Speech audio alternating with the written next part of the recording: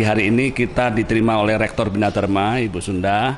Kita mengucapkan terima kasih kami teman-teman dari Kepengurusan Persani Sumatera Selatan. Kita mengajukan diri kepada Ibu Rektor untuk memimpin Nakoda sebagai Ketua Umum Persani Sumatera Selatan periode 2019-2023. Jadi kita harapkan Ibu Rektor bisa membantu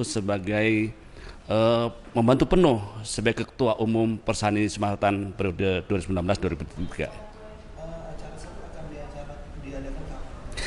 Kita akan segera musda dan syukur alhamdulillah Ibu Rektor, Ibu Sunda sudah menyanggupi dan mengucapkan terima kasih atas kesediaan beliau sebagai Ketua Umum, dan langkah berikutnya Persani Sumatera Selatan akan melakukan musda Persani Sumatera Selatan tahun 2019 ini, dan insya Allah kita akan laksanakan di Bina Dharma.